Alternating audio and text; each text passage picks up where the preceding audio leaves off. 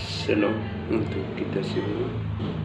Perkenalkan, nama lengkap saya Paulus Kulabora, kelas B semester 7 reguler sore. Di sini saya akan membahas mengenai tugas review buku yang ke-8 dengan mata kuliah Perencanaan dan Kebijakan Sosial dengan tema Kesejahteraan, Pekerjaan dan Kemiskinan. Poin A, pengantar. Nomor 1, kesejahteraan kerja dan kemiskinan kasus Cina. Kemiskinan di Cina telah menurun tajam sejak reformasi ekonomi berorientasi pasar diluncurkan pada akhir 1970-an. Namun bersamaan dengan pencapaian fenomena ini, pengangguran di daerah perkotaan dan meningkatnya ketimpangan pendapatan secara nasional. Program bantuan sosial tradisional selama periode ekonomi terancam di perkotaan Cina yang bertujuan untuk membantu kelompok 3 orang yang tersisih, yaitu mereka yang tidak memiliki sumber pendapatan, kemampuan untuk bekerja, atau wali atau pendukung yang sah, berskala kecil dan tidak memasukkan orang-orang yang menganggur dan berbadan sehat. Kombinasi dari pengangguran dan ketimpangan pendapatan yang meningkat menciptakan kebutuhan mendesak untuk mengembangkan program bantuan nasional yang lebih luas yang dapat menjadi pilihan terakhir bagi masyarakat yang sangat miskin. Reformasi ekonomi berbasis pasar Cina mengubah mangkuk nasi besi sebelumnya menjamin pekerjaan dengan upah rendah di daerah perkotaan, tetapi juga jaminan sosial yang murah hati dan komprehensif menjadi pasar tenaga kerja yang hierarkis dan terfragmentasi. Mereka memiliki ikatan politik, sosial lebih kuat serta keterampilan yang lebih baik.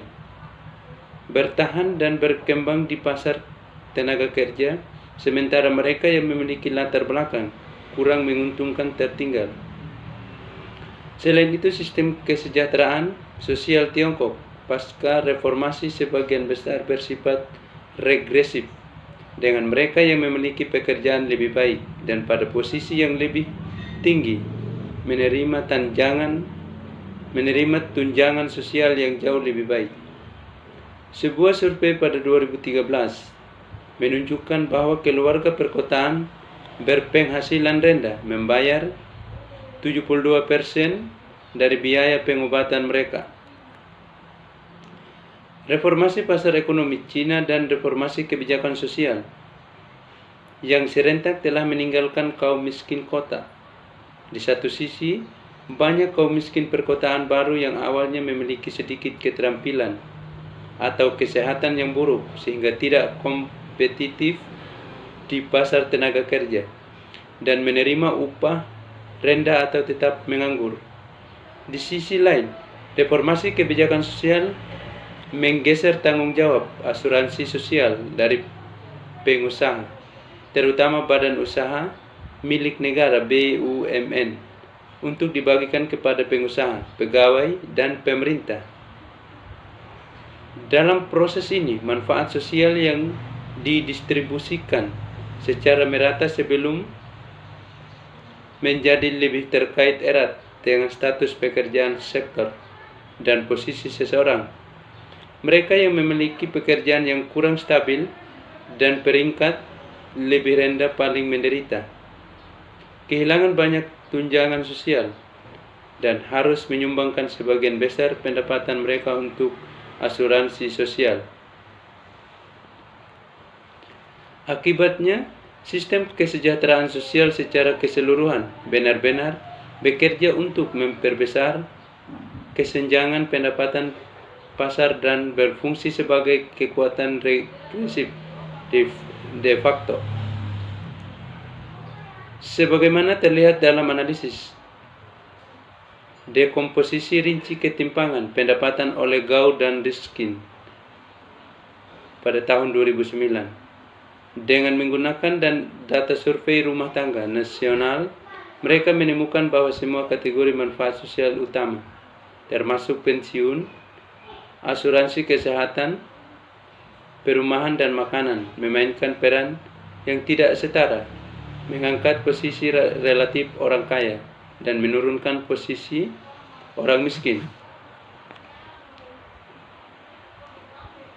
Satu-satunya solusi untuk melindungi orang miskin dari kehancuran material dan pergolakan politik adalah dengan memberikan bantuan sosial yang dapat berfungsi sebagai jaring pengaman dasar.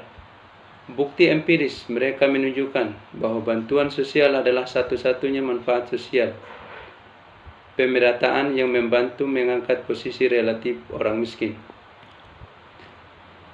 Nomor 2, bantuan sosial di Cina, di BAU dan program tambahannya.